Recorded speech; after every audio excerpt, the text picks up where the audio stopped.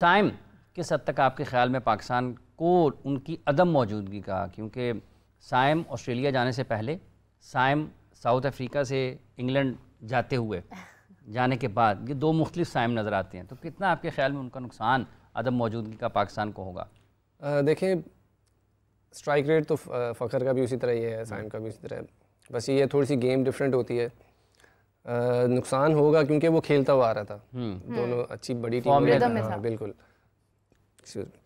और फ़खर आएगा उसकी जगह तो अच्छी चीज़ है, क्योंकि उसको उसका भी वही गेम, उसका स्ट्राइक मतलब खुला खेलेगा, अच्छा खुला खेलने वाला, तेज खेल लगा, और वो लंबा भी खेलता है, और आई थिंक उसके पीछे उसके नंबर्स भी बड़े अच्छे हैं वनडे में फ़खर के। तो अगर उसमें शान को भी मिलता है या इमाम को भी मौका मिलता है तो मतलब आई थिंक तीनों बहुत अच्छी ऑप्शंस होंगी हमारे पास खेलने के लिए।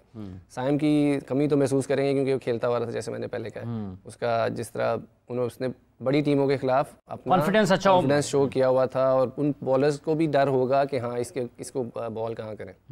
ठीक है, मैं आपको लगता है अगर बाबर ओपन करते हैं तो हम इम्पैक्ट पैदा कर पाएंगे ओपनिंग में, या फिर हमें ओपनिंग पेयर में बाबर को नहीं लाना चाहिए, बाबर को अपने नंबर पर ही रहना चाहिए? देखें, ये तो टीम मैनेजमेंट उस टाइम जो डिसीजन लेंगे, जिस तरह भी उनको फिजिबल लगेगा, अगर बाबर ऊपर कंफर्टेबल है तो उसको खेलना चाहिए, क्यों नहीं खेलना चाहिए। अगर वो नीचे कंफर्टेबल है, ऊपर आपके पास कोई अच्छे प्लेयर्स, ओपनिंग पेयर अच्छा मिलता है तो आपको उनके साथ जाना चाहिए।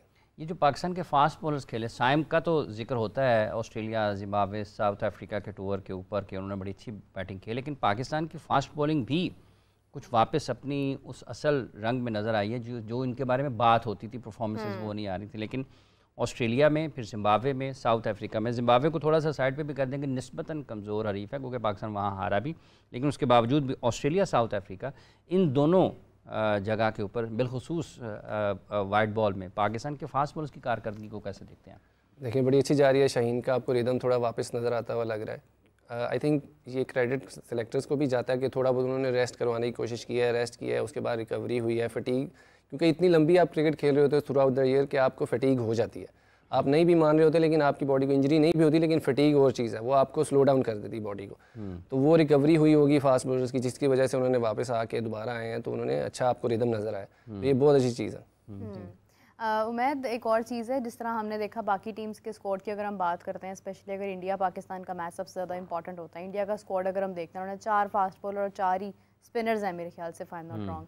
लेकिन अगर पाकिस्तान की बात करते हैं, हम क्या इसी प्लान के ऊपर जा सकते हैं? क्योंकि हमें तो पाकिस्तान को भी देखना है एंड देन हमें दुबई को भी देखना है। देखें, स्पिनर्स तो हर जगह चाहिए होंगे आपको, ठीक है, तो सुफियान मुकीम किसकी जगह आते हैं, अब वो आपको देखना ये चाहिए कि कहाँ पे ये सूटेबल है।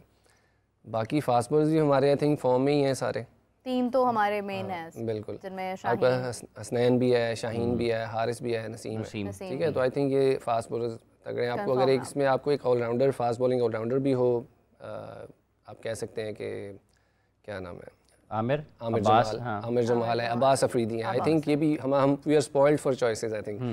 तो अच्छा होगा, कंपटीशन है, अच्छी चीज़ है। अच्छा, खुशदिल को भी इसीलिए बेसिकली कंसीडर किया जा रहा है कि शायद वो एज अ ऑलराउंडर कुछ बेहतर साबित हो सकता है। बिल्कुल, आपकी शॉर्टर फॉर्मेट में जितने ऑलराउंडर्स होते हैं आपको फ़ायदा होता है, क्योंकि और स्पेशली अगर बैटिंग ऑलराउंडर हो तो उसका भी बड़ा फ़ायदा होता है। Abrar is a good option as a spinner, या फिर अबरार की जगह अगर हम किसी और को मौका दें तो?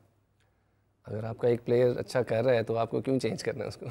शादाब का भी नाम लिया जा रहा है वैसे। देखें, पीसीबी को जो बेहतर उस टाइम लगेगा, अगर शादाब उस फॉर्म में है और उसकी फिटनेस वो है तो उनको ज़रूर खेलना चाहिए, क्योंकि आपको एक एज मिल जाता है आपको फील्डिंग का उससे। ये जो पाकिस्तान की गुज़िश्ता 2-3 मैचेस, टेस्ट मैचेस में होम जो कंडीशंस हैं उसको थोड़ा बदला है टेस्ट मैचेस जीतने के लिए। साजिद और नुमान, चूँकि ये दोनों उम्र के लिहाज से सीनियर क्रिकेटर्स की फहरिस्त में आ जाते हैं, मौका अगर कम मिला हो तो वो अलग बात है, लेकिन आप किस तरीके से देखते हैं?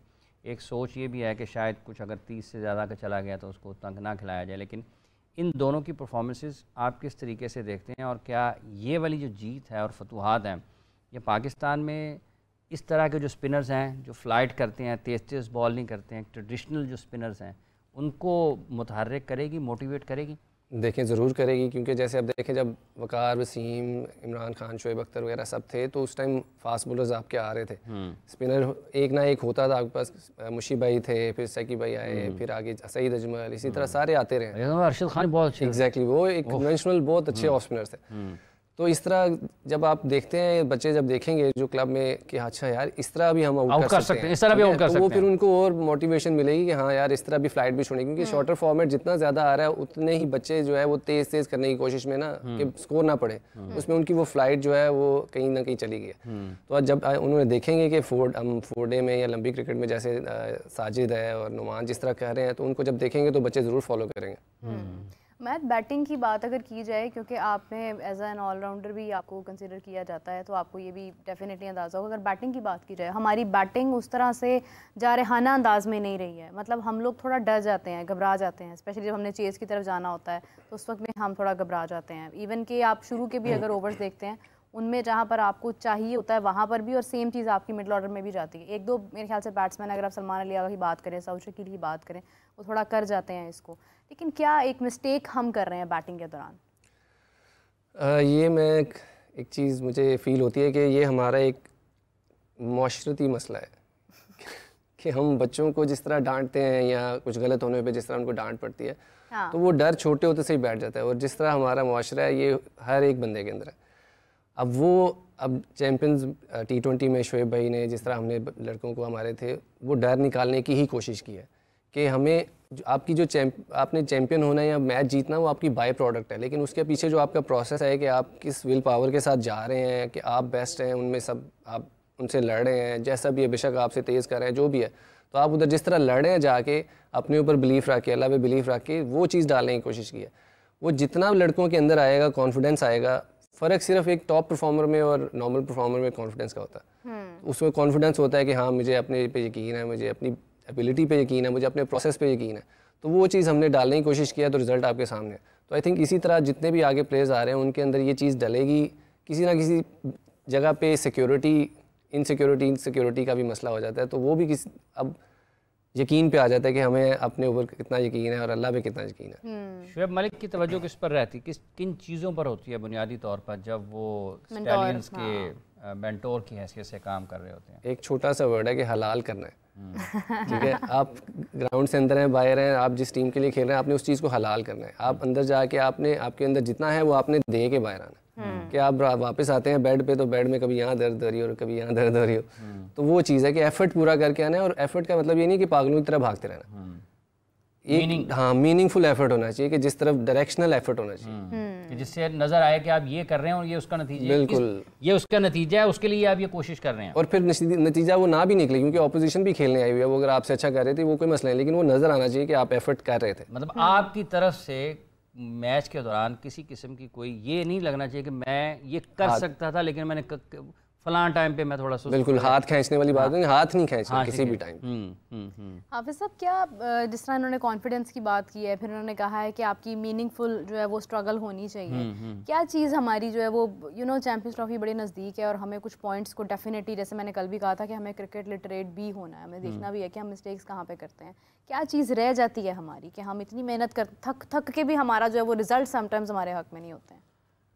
नहीं, बात यह है मीरब कि जब हम क्रिकेट को पाकिस्तान में गुज़िश्ता चंद बरसों में जिस तरीके से लोगों को बताया गया है वो कोई इतनी अच्छे अंदाज में पहुंचाया नहीं गया। मतलब पाकिस्तान में अगर आप माजी में भी चले जाते ना, सईद अनवर अगर नाकाम होते थे तो लोग ये नहीं कहते थे अखबारात में भी और इधर यार इसको निकालो और उसको डाल लो, ये नहीं होता था। उनको पता था कि यार ये इस प्रोसेस का हिस्सा है, ये 2 मैचेस में नहीं चला। इवन 99 के वर्ल्ड कप में कप्तान तो हमेशा कहते हैं 99 के वर्ल्ड कप में भी सईद अनवर साहब से बड़े रन्स नहीं हो रहे थे, ठीक है। और जितने भी लीग मैचेस थे और इवन सुपर 6 के आखिरी मैच तक भी जो जिम्बाब्वे खिलाफ पाकिस्तान ने खेला, उस वक्त तक उनकी तरफ से कोई निश्चय नहीं थी। लेकिन वसीम अकरम से जब पूछा गया, जो कप्तान थे उस टीम के, सईद अनवर के बारे में, तो उन्होंने कहा कि ये मेरा मैच विनर है और ये पाकिस्तान को बड़े मैच जितवाएगा। तो पाकिस्तान के लिए सुपर 6 का आखिरी मैच जिम्बाब्वे के खिलाफ नहायत अहम मैच था, वहाँ पर उन्होंने 100 किया। उसके बाद पाकिस्तान का अगला मैच सेमीफाइनल था न्यूजीलैंड के खिलाफ, वहाँ पर उन्होंने 100 किया, पाकिस्तान फाइनल में चला गया। तो ये लोगों की उस वक्त सोच थी। लोग ये ज़रूर कहते थे यार ये उमैद की परफॉर्मेंस ठीक नहीं है, इसकी जगह पर एक ये आसिफ है, ये काशिफ है, ये नाफे है, ये 3 बंदे हैं, इनकी ये खूबियां हैं जो कि ये उसको रिप्लेस कर सकते हैं। ये नहीं कि यार उमैद को बाहर निकालो और किसी को डाल लो। आज पाकिस्तान में यार इसको निकाल लें। अब जैसे हम दोपहर में बात कर रहे थे, अब अब्दुल समद का फ़ोन कर दिया। पाकिस्तान में गुज़िश्ता चंद बरसों में जैसे क्रिकेट को प्रोपोगेट किया गया, लोगों के जहन से ये ख़त्म ही हो गया कि भाईजान ये प्रोसेस का नाम है, अब आप हारते ज़्यादा हैं, जीतते कम हैं। आपकी फतूहात की तादाद कम होती है, आपकी नाकामियों की तादाद ज़्यादा होती है। तो पाकिस्तान में लोगों को ये समझने की ज़रूरत है कि अगर अब्दुल्ला शफीक नाकाम हो रहे हैं तो उन पर काम करने की ज़रूरत है। और यही चीज़ पाकिस्तान के जो फॉर्मर क्रिकेटर्स हैं, जब वो बात करते हैं तो उनको दुरुस्त बात लोगों तक पहुँचानी चाहिए। और जो लोग मीडिया में, अखबारात में लिखते हैं, टेलीविज़न चैनल्स पर बोलते हैं, डिजिटल पर काम करते हैं, उनकी भी ये बुनियादी जिम्मेदारी है कि वो आवाम तक वो चीज़ पहुँचाएँ जो कि इस प्रोसेस को सपोर्ट करती हुई नज़र आए। तो लोगों का जो अदम एतमाद आता है खिलाड़ियों के ऊपर, उसकी एक वजह ये भी है कि आपके ऊपर प्रेशर आता है। प्रेशर पहले भी बहुत आते थे। मतलब पाकिस्तान की टीम 99 के वर्ल्ड कप का फाइनल खेली, वापस कोई अपने जहाज़ पे इकट्ठे होकर वापस नहीं आ सकते थे।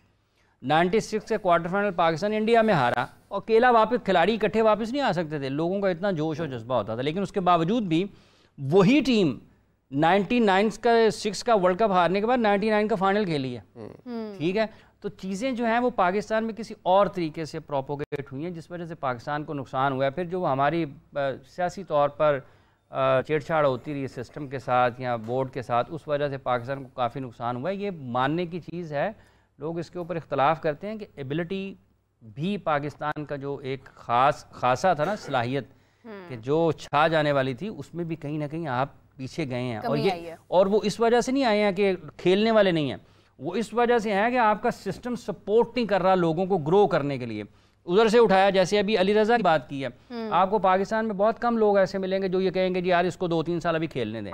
उसकी वजह यह है कि अगर वो 2-3, हालांकि फास्ट बॉलर जल्दी क्लिक कर जाते हैं, खेल भी जाते हैं, लेकिन यार थोड़ा बहुत अगर आप उसके ऊपर काम कर लेंगे ना, उसकी टांगें मजबूत हो जाएंगी, उसकी बैक मजबूत हो जाएगी। वो एक ऐसी इंजरी से जो कि उसको क्रिकेट की वजह से हो सकती है, उससे बच सकता है कि अगर वो फिजिकली स्ट्रांग हो जाएगा, उसके मसल्स बिल्ड हो जाएंगे, उसके ऊपर जान आ जाएगी ज़्यादा, तो वो क्रिकेट लंबी खेल जाएगा। वो है यार अली रज़ा को भी डाल लो, उसको भी डाल लो, उसको भी डाल लो, ये जो पहले है इनका क्या कसूर है।